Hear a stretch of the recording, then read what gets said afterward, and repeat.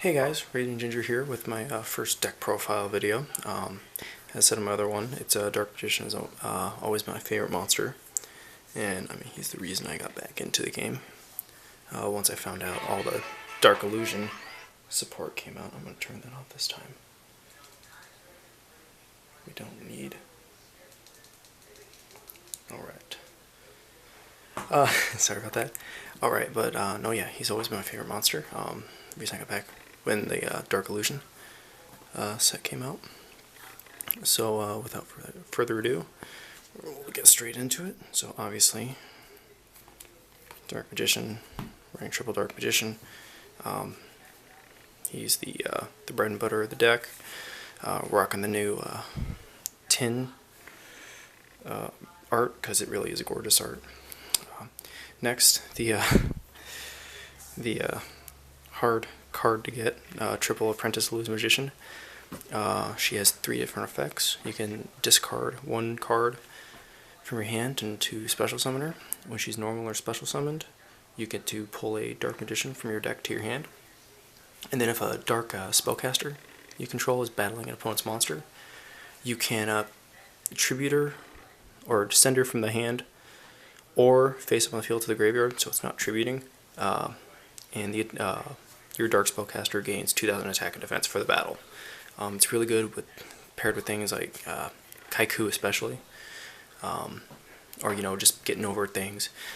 Chaos Max, the the big one. The only other triple we run is obviously standard in a Dark Magician deck, Triple Magician's Rod. It's when it's normal summoned, you get to search for a spell or trap that specifically is Dark Magician, and then during your opponent's turn, if you activate a card or effect while he's in your graveyard, you can tribute a spellcaster to send him back to your hand. So then you just get the normal summon all over again. Just keep searching for your spells. Alright, I run double Magician of Dark Illusion. He's kind of like another Dark Magician. His name becomes, if he's in my hand, ideally I run him at 2 because I don't like him in my hand. He's my primary navigation target. But if he is in my hand during my opponent's turn, if I activate a spell or trap card or effect, I get to special summon him straight from my hand. And then once while he's face up on the field, I activate any card or effect, I can revive a Dark Magician from my graveyard, which is really good. I mean, there's a lot of cool combos, especially, if he is in my hand, I have Circle on the field. Let's say I Mirror Force him, or if I just activate Eternal Soul to search for Dark Magic attack, I can then summon him. Circle will trigger Banish. Since I activated Circle, I get to provide Dark Magician. Plus, I got the Dark Magic attack on top of it. So, and then a recent addition to this deck, I did add, excuse me, the Spellbook draw engine. Because really the only monster you're really normal summoning is Magician's Rod, so it helps a little bit with the consistency of the deck. So I run 2 Blue Boys, and then obviously Maxi, because, well, Maxi. So, alright, onto the Dark Magician spells. We run 3 Dark Magical Circles.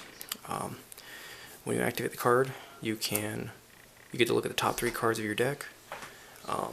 You look at them, your opponent doesn't. And you can pull any Dark Magician spell or trap, or Dark Magician himself, add it to your hand, and you get to rearrange the other 2 or 3 in any order and place them back on top of the deck.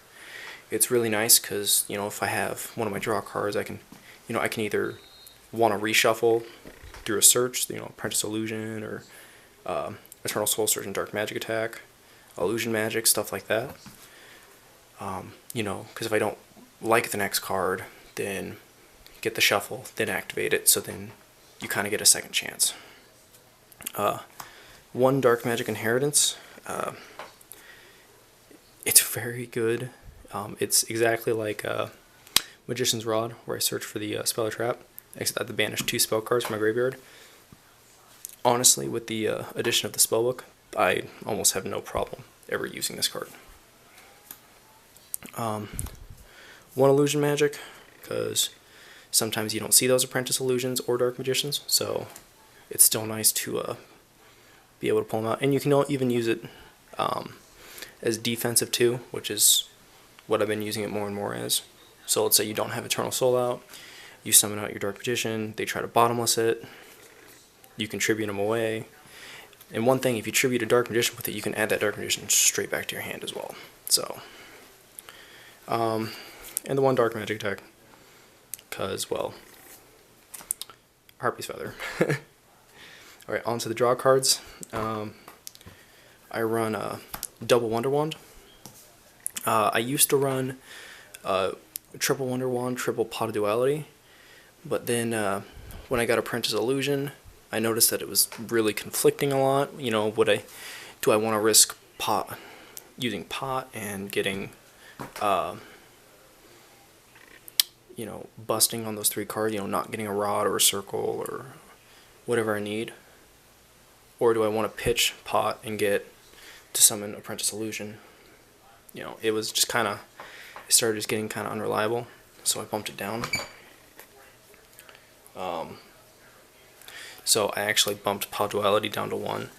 I had to make a cut, and the second Pot of Duality was it. So I only run 1 Pot of Duality. Then, obviously, 2 Spellbook of Knowledge, if I can just fix the glare on it, and then the 2 Spellbook of Secrets, and then 1 Upstart, because 39 card deck.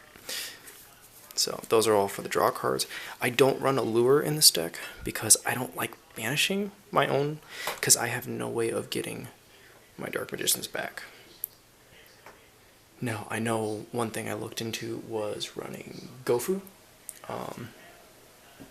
and it's,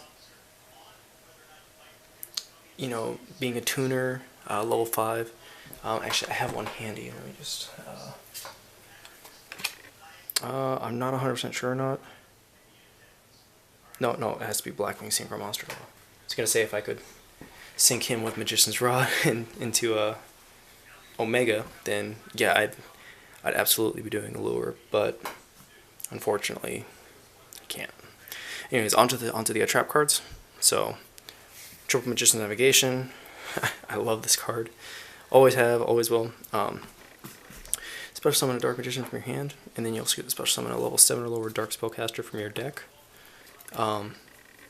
So primarily it's Dark Magician, Dark Illusion, then its graveyard effect is after you can't use it on the turn it's sent there, but you can pretty much banish it to negate one of your opponent's spells and traps. It doesn't destroy, it just simply negates. So, you know, they try to Raigeki that, or even, you know, if they tend to, you know, getting over something like Imperial Order, because you can negate it for that turn, then you use Circle to pop it. So, Eternal Soul, this card is great, especially in Lynx. It's, combining this with Decode Talker, I think is ridiculous. But, so it pretty much makes your Dark Magician immune to all card effects from your opponent. However, if face-up Eternal Soul leaves your side of the field, it pops all your monsters. The only exception is if it goes to the deck, because it can't reactivate from the deck. Once per turn, you can special summon a Dark Magician from your hand or graveyard. I usually always like using the graveyard one, because I'd rather have navigation for the one in hand. Or you can search for a Dark Magic Attack or 1,000 Knives, but I mean, come on, 1,000 Knives. I run 1 Dark Renewal. It's a great card, especially because I'm slowly figuring out how more and more useful it is. It's not a destruction effect with this, but anyways, I'll explain it. It's so when your opponent tries to summon a monster, either normal or special, you can select one spellcaster type you control and one of the monsters they're summoning, and you can send both to the graveyard, and then you can special summon a dark spellcaster from your deck or graveyard. A lot of times I use this for Apprentice Illusion to use her, get the Dark Magician, add it back to hand. I've also used it for Magician of Dark Illusion, so that way if I have Circle on board, it triggers a Circle. Same thing as before. If I have Dark Magician, it's kind of a 2-for-1. But yeah, no, the Send Both to Graveyard is incredibly handy, especially like Crystal Wing. It doesn't stop, Crystal Wing, Time Lords, anything that says can't be destroyed by card effects. It's not a destruction effect, it's just sending it to the graveyard. Let's see, some more protection. I run 1 Drowning, 1 Quaking. I honestly am probably going to switch this to 2 Drowning as soon as I get my hands on the second Drowning. I was hoping I was going to pull one from the tins, but obviously that didn't work out too well. But Drowning to me saves more. Quaking is still very good in this format. Quaking is very, very good in this format, but there's just a lot more. Dark Magicians tend to have an empty board, monster-wise, quite a bit, so it makes it easier to, make them, or just send them all back to the deck, so they can't. A lot of decks have a hard time recovering from that. So then, Solemn Warning, Solemn Strike, because everyone loves saying no, and then the 1 Skill Drain, because I love being that guy. But anyways, that's all for the main deck, 40 card deck. Let's get into the extra deck. I'm still kind of fiddling with one. I have 1 card in here I don't really want, but we'll see how it goes. So we'll start with the Xyz. Double Ebon Illusion. I mean, with the exception of the Link monsters, this is your go-to guy. 2 level 7s. You can pitch a material to special summon a normal spellcaster from your deck or hand, so it's really awesome for bringing out another Dark Magician. And then when a normal spellcaster you control declares an attack, you get an extra banish. 1 Ebon High. I'm slowly using, I used him for the first time, and he did save me a match. Because I was able to pop Quaking from my hand, because I knew he had Twin Twisters, or at least something to destroy, and I was able to pop that or use it from my hand, so he wasn't able to destroy it, and that actually saved me a game. And plus his non-targeting destruction effect is also very nice. 1 Big Eye, because I like to say mine to the opponent. 1 Red Eyes Flare, because he's great. He's a great burn monster. I've actually almost thought about bumping him up to 2. 1 Titanic Moth. He's very situational. If I'm able to get off 1 last attack, they don't have much life points since he can attack directly and then increase. 1 rank 6 Naruto, just in case I have 2 Apprentice Illusions on the field. Because Spell and Trap cards hurt this deck quite a bit. And then Phantom Knight of Breaksword. This is the 1 card that I would rather tribute off a Rod for a Link monster instead of an Xyz, but that's just me. So, as I said, I just kind of had extra room, so I just kind of filled it up. Now onto the links. Triple Link Spider. He's just really nice because he's an extra way to get your Dark Magician into the graveyard. So that way, if you have Eternal Soul up or Magician of Dark Illusion, he's up here. Magician of Dark Illusion up there.